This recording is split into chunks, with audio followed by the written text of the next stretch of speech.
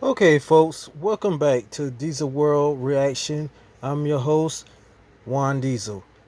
This video is called Did the CIA Actually Sell Crack in the 80s? The War on Drugs. Before we get started, folks, subscribe to the channel, hit that notification, hit that thumbs up, leave a comment, share this video and channel. That being said, let's get started.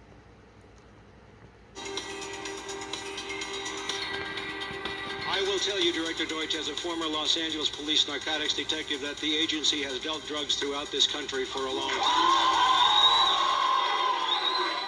For decades, the American government has been accused of intentionally flooding the streets with hard drugs. The CIA and law enforcement have supposedly been funneling drugs into the inner cities, and to the African American community in particular, as part of a covert effort to stop them attaining stability, building wealth, and achieving political power. It is aimed at African American, there's no doubt about that whatsoever. And for the other non-African people, they should know that this directly will harm them too.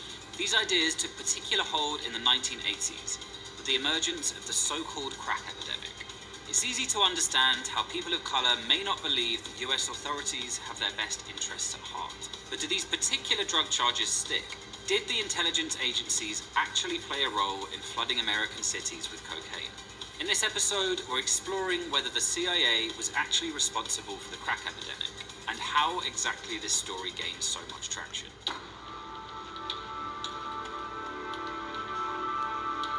The story of the CIA and crack cocaine doesn't actually begin on the streets of LA or Miami. It begins in the jungles of Central America. In 1979, the dictatorial government of Nicaragua was overthrown by socialist revolutionaries called the Sandinistas. In response, right-wing groups known as the Contras began a brutal paramilitary campaign, receiving money and weapons from the CIA as part of the Cold War struggle against the Soviet Union. If we cut off the freedom fighters, we will be giving the Soviets a free hand in Central America, handing them one of their greatest foreign policy victories since World War II. But in 1982, Democrats in Congress passed laws to cut off support for the Nicaraguan rebels. So the Contras and their CIA backers had to find new ways of funding their struggle. What they found was cocaine. By the late 1970s, more people in the US were snorting coke than ever before. Most of it imported from Colombia. In the early 80s, smokable cocaine, or crack, exploded across American cities. This proved to be a gold mine for countless organized crime groups, even those backed by the CIA. Today, cocaine and marijuana are found throughout our society from top to bottom. And that means corruption, top to bottom, and gang war violence. The Contras were soon linked with Colombian cartels, and in 1985, reporters Robert Parry and Brian Barger broke an almost unbelievable story. They claimed Nicaraguan rebels were involved in cocaine trafficking, and that not only did the CIA know about these activities, they allowed them to continue in order to help fund the Contras' war effort. When Bob Perry and Brian Barger got a hold of a CIA report revealing that they were working in the mid-1980s with Contras fighting the Sandinista government, they were warned by their editors that this was not something that was going to make the people that own their newspapers very happy, and most of them ended up losing their jobs. At this point, the CIA strongly denied that they were involved in the drug trade. But on the streets, the rumors began to spread that the government was either actively or passively allowing crack to be sold. These remained just rumors until 1996, when a reporter with the San Jose Mercury News named Gary Webb picked up the story from a new angle. Webb investigated the case of Freeway Rick Ross, who in the early 1980s was the most important kingpin in LA's crack scene, and probably America's first ever crack millionaire. What's the most money you ever made in a day? $3 million. What Webb uncovered was that Ross's main cocaine supplier was a guy named Danilo Blandon, a Nicaraguan exile who funneled tens of thousands of dollars in cocaine profits back to the Contras through banks in Miami.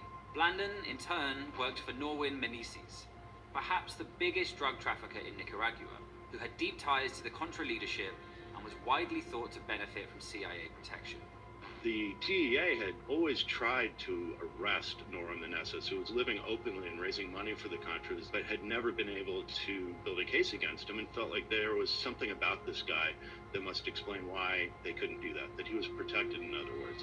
And when Gary Webb's story came along, he not only showed where the connection was between Manassas and Blandon and Freeway Ricky Ross, but he also went into all this history and unveiled how there was a very large, well-documented crack distribution ring that had operated for years, with the CIA turning a blind eye. What's the process you go through? Okay, you're the guy on top, and where do you get your coke from? I was getting my coke from a guy by the name of Oscar Danilo Blandon, who also was my informant. He's the guy that set me up with the police. When I went to trial, we found out that he was what they call a Contra.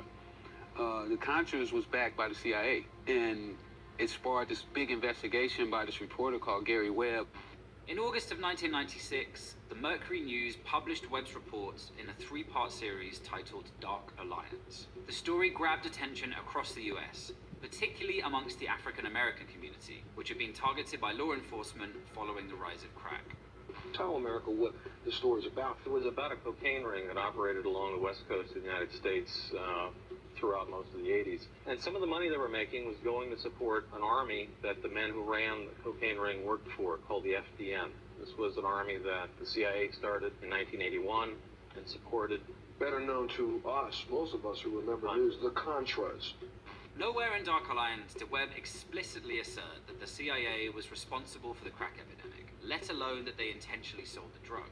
But that was the narrative that got picked up in the popular imagination, probably not helped by the Mercury News illustrating the feature with an image of a guy smoking a crack pipe superimposed on the CIA logo.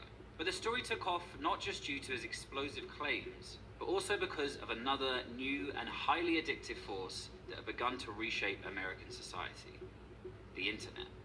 Dark Alliance was the first major piece of investigative journalism to be published simultaneously in print and online. The story went viral, getting picked up by everyone from street protesters to talk radio hosts and eventually politicians looking to attack the Reagan and Bush administrations. California Congresswoman Maxine Waters became a particular champion of the piece. As a public elected officials, all of us must be concerned that our government could have anyway been involved in drug trafficking. The reaction to the story was so intense that the CIA director took the unprecedented step of defending the agency at a heated LA community meeting. It is an appalling charge that goes to the heart of this country. I will get to the bottom of it, and I will let you know the results of what I found. How are we supposed to trust the CIA official to investigate themselves? We love our new apartment. Great kitchen, open floor plan. But there's not much privacy. Folks, I apologize for the commercial.